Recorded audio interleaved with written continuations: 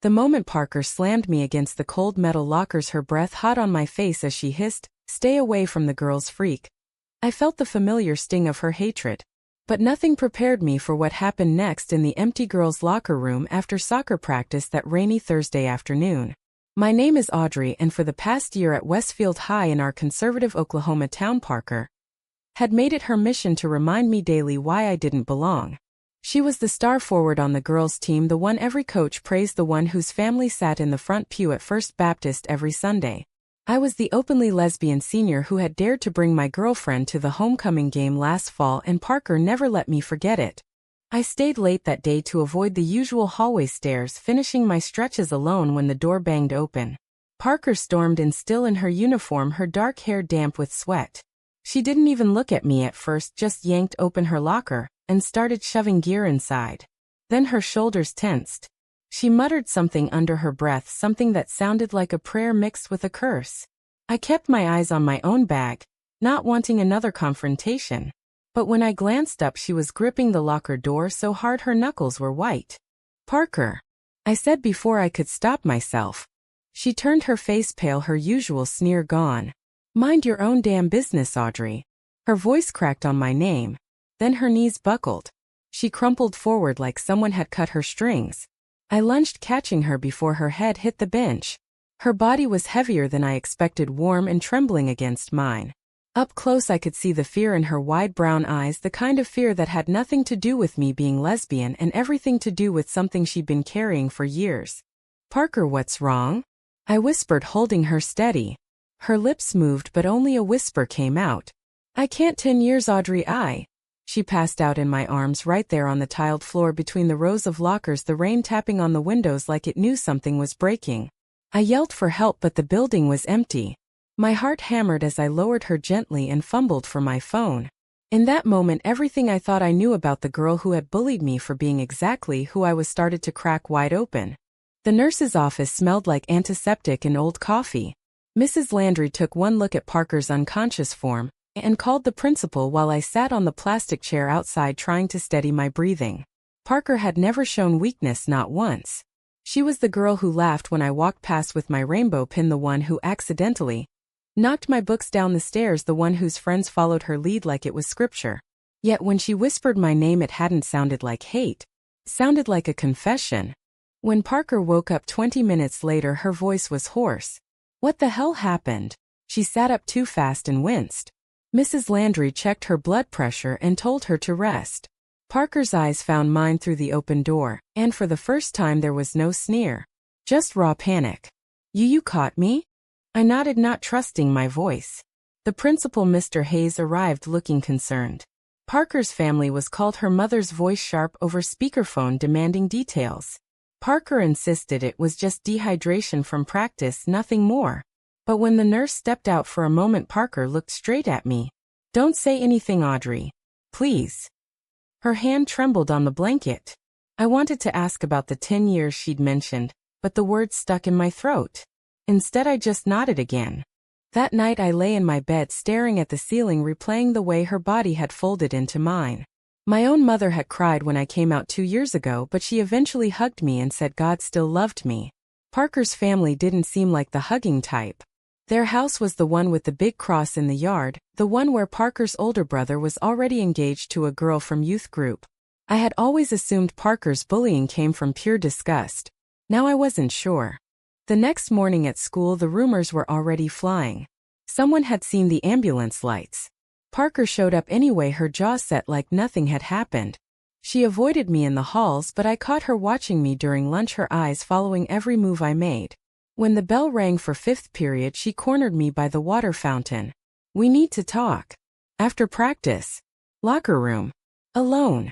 Her voice was low, urgent. I should have said no. Instead, I heard myself answer, "Okay." Practice dragged. Parker played harder than usual, slamming into opponents like she was fighting herself. When the team cleared out, I waited. She walked in slowly, locking the door behind her. The same bench where she had collapsed yesterday now held both of us, sitting 2 feet apart. "I'm sorry," she said finally, her hands clasped so tight the knuckles whitened again. "For all of it. The shoving, the names, the way I made your life hell." She laughed bitterly. You probably think I'm crazy right now. I stayed quiet, letting her speak. 10 years, Audrey. Since I was 12. I knew. I knew when I saw you at that church picnic smiling at the girls' soccer game. I knew, and I hated myself for it. My dad preaches every Sunday that it's a sin. My mom cries if she even hears the word. So I made you the target. If I could make you feel small, maybe I could make the feeling go away. Her voice broke. But it never did. And yesterday I couldn't breathe anymore. All the pretending. The prayers. The guy my parents want me to date. It crashed down. She looked at me, then really looked, and the wall between us crumbled. I'm lesbian too, Audrey. And I don't know how to live with that. File 2. The words hung between us heavier than the humid air in the locker room. Parker's confession settled over me like a blanket I hadn't asked for yet couldn't throw off. I had spent months bracing for her next insult, not this. Not the same quiet desperation I had felt at 13 when I first realized my heart raced for girls and not boys. You're what? I managed my voice barely above a whisper. Parker rubbed her face with both hands. You heard me. 10 years of lying to everyone, including myself. Every time I saw you holding hands with someone, or wearing that stupid rainbow bracelet, I wanted to scream. Not because I hated you. Because I wanted what you had. The courage. The freedom. And the only way I knew how to handle it was to make you pay for it. She laughed again, but there was no humor in it. Pretty messed up, right? I didn't know what to say. Part of me wanted to scream at her for every shove, every whispered slur. The other part saw the girl who had probably prayed on her knees every night begging God to change her. I knew that prayer. I had whispered it too before I accepted who I was. Why tell me now? I asked. Because you caught me. Because when I woke up and saw your face, I realized I couldn't keep pretending around you anymore. She stood up, pacing the narrow space between benches. My family would disown me, Audrey. My scholarship to Oklahoma State? Gone if they find out. The church. They'd pray over me like I was possessed. I've seen it happen to other kids in youth group. So I chose to hate you instead. It was easier. Her voice cracked on the last word and she turned away. I stood too, crossing the distance until I was close enough to see the tears she was fighting. Parker, I'm not going to out you. That's not who I am. She spun back, her eyes fierce. You think that fixes it? You being nice? I've spent years making sure everyone knows I'm straight as an arrow. I even went to prom with Tommy last year and let him kiss me just to prove a point. Every time I close my eyes, I see your face instead. It's exhausting. We sat again, this time closer. The rain had stopped, but the silence felt louder. I told her about my own journey, how my mom had eventually come around after months of awkward dinners and long talks with our pastor, who actually believed God made people different on purpose. Parker listened like she was starving for every word. When I finished, she reached out hesitantly and touched my hand. Just for a second. The contact sent a spark through me that had nothing to do with pity. I don't know what to do now, she admitted. Part of me wants to keep pretending. The other part wants to run away with you and never look back. I pulled my hand back gently. Running won't fix the guilt you're carrying. I learned that the hard way. She nodded, but the fear in her eyes stayed. The next few days blurred into a strange new rhythm. Parker still kept her distance in public, but she started sitting near me in study hall. We exchanged texts late at night, nothing romantic, just questions. Did I ever doubt myself? How did I stop caring what people thought? Each message peeled back another layer of the armor she had built. Then came Sunday. Parker's family dragged her to church like always. I wasn't there, but I heard later from a friend that her father had preached a sermon on the sins of the flesh with extra fire. Parker texted me afterward one line. I feel like I'm drowning. I wanted to drive over right then, but I knew better. Instead, I replied, you're not alone anymore. The following week, the tension inside her built like a storm. During practice, she snapped at her teammates for no reason. In the locker room afterward, she cornered me again. My mom wants me to go on a date with the pastor's son next weekend. She thinks it'll straighten me out. Her laugh was hollow. I said yes, because what else can I do? The jealousy that hit me surprised me. I had no claim on Parker. She had spent a year making me miserable. Yet the thought of her forcing herself to smile at some boy, while hiding who she really was, twisted something deep in my chest. You don't have to do this, I said. Her eyes flashed. Easy for you to say, Audrey. Your mom bakes you rainbow cookies now. Mine would rather pretend I don't exist than accept this. She slammed her locker shut. Maybe I should just marry the guy and be done with it. At least then everyone would be happy. The word stung more than any insult she had ever thrown at me. I stepped closer until we were face to face. Happy? You mean you'd be miserable and I'd have to watch? Is that what you want? For a second I thought she might kiss me or shove me away. Instead she whispered, I don't know what I want anymore. Then she left me standing there, heart racing, wondering how two people who had started as enemies could suddenly feel so connected, and so doomed at the same time. File 3. The date with the pastor's son happened on a Friday night. Parker texted me a picture of herself in a modest blue dress looking like the perfect Christian daughter. Kill me now, the caption read. I stared at the photo for 10 minutes, my thumb hovering over the reply button. Part of me wanted to tell her to cancel. The bigger part knew she had to make her own choices, even the ones that hurt. She showed up at my house after midnight, her dress wrinkled, mascara smudged. I let her in through the back door, my mom already asleep upstairs. We sat on the porch, swing the night air cool around us. He was nice, she said finally. Talked about mission trips and purity rings. I smiled the whole time and wanted to throw up. She leaned her head on my shoulder like it was the most natural thing in the world. I kept thinking about you the whole night. How you look at me like I'm not broken. I didn't move, afraid to break the moment. You're not broken, Parker. You're just scared. She sat up, her eyes searching mine. My dad quoted Romans tonight at dinner. About how God gave them over to shameful lusts. He wasn't even looking at me, but I felt like he knew. I almost told them right there. Almost. Her voice dropped.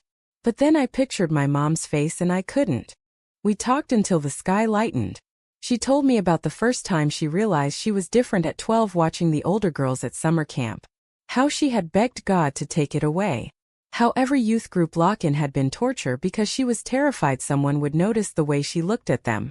I shared my own stories, the nights I cried into my pillow, the relief when I finally accepted myself. By the time the sun rose we were holding hands, neither of us pulling away. Monday at school the rumors started again. Someone had seen Parker leave my neighborhood at dawn.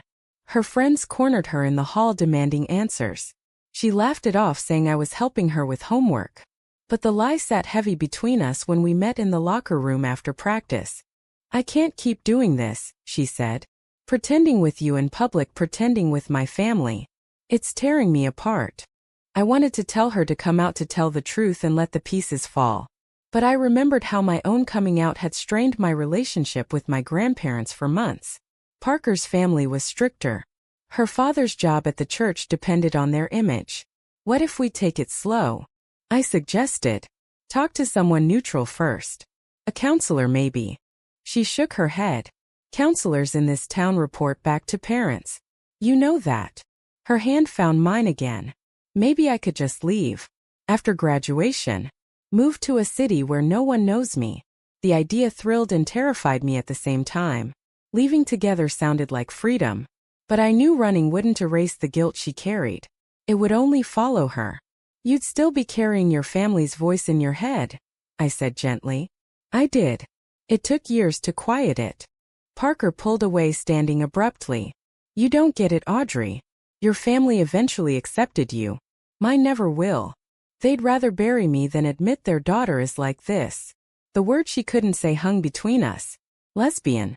The argument escalated from there. She accused me of pushing her too hard. I accused her of hiding behind her fear. By the time we left the locker room, both of us were shaking. That night she didn't text. The silence felt worse than any bullying she had ever done. The next week dragged. Parker threw herself into soccer like it could save her. I focused on college applications, trying not to think about the way her hand had felt in mine. Then came the church picnic. Parker's family invited the whole team.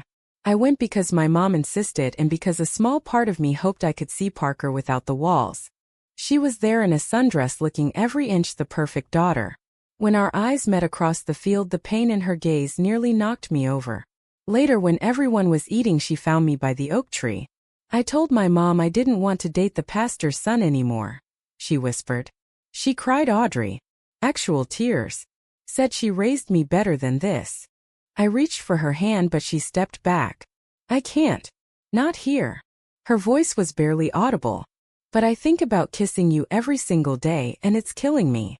That confession changed everything.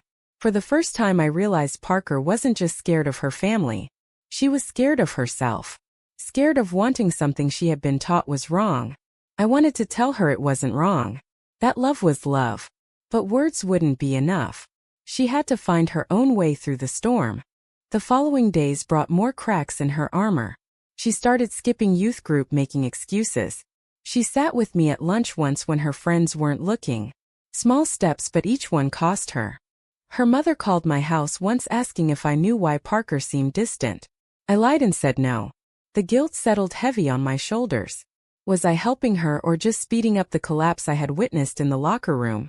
One evening after practice, she waited for me in the parking lot. I need you to come over, she said. My parents are out of town for a conference. I want to show you something. Her voice trembled with something new. Hope maybe. Or fear. I followed her home knowing we were crossing another line. The house was quiet when we walked in. She led me upstairs to her room. On the wall behind her bed was a small corkboard covered with photos. Me at games. Me laughing with friends.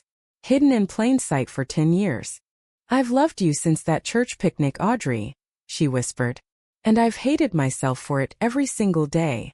This time when she reached for me, I didn't pull away. Our foreheads touched and the world narrowed to just us. No religion. No family. No fear.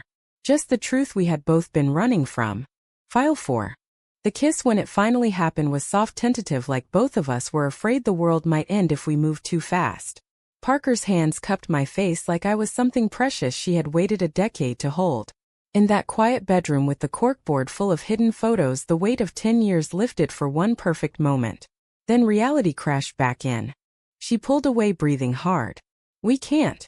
My parents could come home early. If they found out she didn't finish. She didn't have to. We spent the evening talking instead. She showed me the journal she had kept since middle school, pages filled with prayers and confessions, and my name written over and over. Reading it felt like looking into her soul. I tried to date boys, she admitted. Tried to pray it away. Nothing worked. The only time I felt alive was when I was near you, even if I was being cruel. I told her about my own journal, the one I burned when I came out because the shame had been too much. We cried together that night, holding each other on her bed, fully clothed, just breathing the same air. When I left at midnight, I felt closer to her than I had ever felt to anyone. But the fear in her eyes when she kissed me goodbye told me the battle was far from over. The next month became a tightrope walk. In public, Parker kept her distance. In private, we stole moments in the locker room after practice or late-night drives to the edge of town. Each kiss felt stolen, each conversation layered with the knowledge that her family was watching closer than ever. Her mother started asking questions about that lesbian girl at school. Parker lied smoothly, but the lies were eating her alive. Then came the confrontation I had dreaded. Parker's father found one of our texts. Not explicit, just a simple "I miss you" from me. He demanded answers. Parker called me in tears. He thinks I'm confused. He wants to send me to a camp, Audrey. One of those conversion places. Her voice broke. I told him I'd go if it meant keeping you safe. I drove to her house that night, parked down the street, and waited until she could sneak out. We sat in my car for hours. You can't go to that camp, I said. It'll destroy you. What choice do I have? She shot back. If I refuse, they'll cut me off. No college, no home, no future. At least at the camp I can pretend long enough to graduate. We argued until the sun came up. I told her she was choosing fear over truth. She told me I was naive for thinking love could fix everything. Neither of us was completely wrong. Her fear was real. My hope was real. But the space between them felt impossible to bridge. The camp never happened. Parker's mother intervened, saying it would look bad for the church. Instead, they grounded her and doubled down on church activities. Parker started dating the pastor's son again for show. Every time I saw them together in the hallway, my chest ached. She would catch my eye, and the apology in her gaze nearly broke me. One afternoon in the locker room, after everyone else had left, she broke down completely. I hate this, Audrey. I hate lying to him. I hate lying to my family. But most of all, I hate that I'm hurting you. She reached for me and this time the kiss was desperate. Tell me what to do. Please. I held her close, feeling the tremble in her shoulders. You have to choose, Parker. Not for me. For you. I can't keep watching you tear yourself apart. She nodded against my neck. I know. I just don't know if I'm strong enough yet. The following weeks tested us both. Parker started seeing the school counselor in secret, paying cash, so her parents wouldn't find out. The counselor was kind but neutral, reminding her that faith and identity could coexist for some people. Parker clung to that idea like a lifeline. She began reading books. I lent her stories of other queer Christians who had found peace. Slowly the light came back into her eyes. But peace came at a cost. Her mother noticed the change and accused her of drifting from God. Arguments at home became nightly occurrences. Parker started showing up at my house with bruises on her arms from where her father had grabbed her during one fight. He didn't mean it, she insisted. He's just scared for my soul. I wanted to call the police. She begged me not to. It'll only make things worse. So I patched her up and held her while she cried. Each time she left, I felt like I was losing another piece of her. The girl who had bullied me was gone. In her place was someone fragile and brave and completely lost. The breaking point came at the state championship game. Parker scored the winning goal. The crowd went wild. Her family cheered from the stands. After the game, she found me in the parking lot away from everyone. I can't do this anymore, Audrey. I'm going to tell them. After graduation. Just 2 more months. Her hands shook as she held mine. Will you be there when I do? I kissed her forehead. Always. But 2 months is a long time when every day feels like walking through fire. Parker's family sensed the shift. They tightened the rules. No phone after 9. No leaving the house except for church and practice. We communicated through notes passed in the locker room like teenagers in an old movie. Each note ended the same way. I love you. Don't give up on me. I didn't. But the waiting was slowly breaking me too. I started questioning my own choices. Had I pushed her too hard? Was my presence in her life the reason her family was cracking? The guilt kept me awake at night. Yet every time I saw her smile across the cafeteria, I knew I couldn't walk away. We were in this together now, whether the world approved or not. Graduation was supposed to be our fresh start. Instead, it became the day everything shattered. Parker stood on stage in her cap and gown, looking every inch the proud daughter her parents had raised. When she accepted her diploma, her father clapped louder than anyone. I sat 3 rows back, my heart in my throat. After the ceremony, she was supposed to meet me behind the gym to tell her family the truth. She never showed. I waited for 2 hours, my phone silent. Finally, a single text came through. I'm sorry. I can't. That was it. No explanation. No goodbye. I drove home numb. The next morning, the rumors hit school like wildfire. Parker was engaged. To the pastor's son. The announcement had been made at the family barbecue right after graduation. Her mother posted pictures on social media, Parker smiling in a white dress, her ring sparkling under the Oklahoma sun. I didn't cry at first. I was too angry. She had chosen the lie after everything we had shared. After the kisses, the confessions, the night she had held me like I was her only safe place. I threw myself into packing for college, trying to forget the girl who had once collapsed in my arms. 2 weeks later, she showed up at my door at midnight. Her eyes were red, her engagement ring gone. They found the notes, she whispered when I let her in. My dad read every single one. He called me an abomination. My mom just cried and prayed over me for hours. She collapsed on my couch the same way she had in the locker room months ago. I told them the truth, Audrey. I told them I'm lesbian. I told them I love you. And they told me to leave. The words should have brought relief. Instead, they brought fresh pain. Her family had given her 24 hours to pack. No college money. No contact. She was staying with an aunt in Tulsa who didn't ask questions. I lost everything, she said, her voice hollow. But I kept you. If you still want me. I wanted to say yes. I wanted to wrap her up and promise we would figure it out. But the hurt ran too deep. You chose them first, Parker. You chose the ring and the lie. I waited for you. I believed in you. And you left me standing behind the gym like I was nothing. She didn't argue. She just nodded, tears streaming down her face. I know. I was scared. I thought if I could just get through graduation I could protect everyone. But protecting them meant destroying us. She reached for my hand and this time I let her take it. I'm sorry for every time I bullied you. For every time I made you feel small because I felt small inside. You were never the freak Audrey. I was. We talked until dawn. She told me about the final fight, her father quoting scripture while her mother packed her bags. How she had stood there and said the words out loud for the first time in front of them. I am lesbian and I am in love with Audrey. The silence that followed had been worse than any shouting. In the end they chose their faith over their daughter. Parker chose truth over safety. But the cost was everything she had ever known. I held her while she cried for the family that no longer wanted her. When the sun rose I made a decision. Come with me to college. We'll figure it out together. But you have to promise no more hiding. Not from me. Not from yourself. She promised. The next months were messy. Parker moved into my dorm on a temporary basis while she applied for scholarships and jobs. Her aunt helped with some money but the gap was huge. Nights were filled with nightmares where she heard her father's voice calling her damned. Days were filled with the slow work of rebuilding. We argued sometimes about faith, about whether God could still love her. I told her he did. She told me she wasn't sure anymore. Neither of us had all the answers. Her ex-fiancé called once begging her to reconsider. Parker hung up on him. That night she looked at me and said, I chose you. Not because it was easy but because it was right. Yet the guilt never fully left her. She still sent letters to her mother that went unanswered. She still flinched when she saw crosses in public. I watched her carry the weight of her family's rejection, and wondered if my love was enough to balance it. Some days it felt like it was.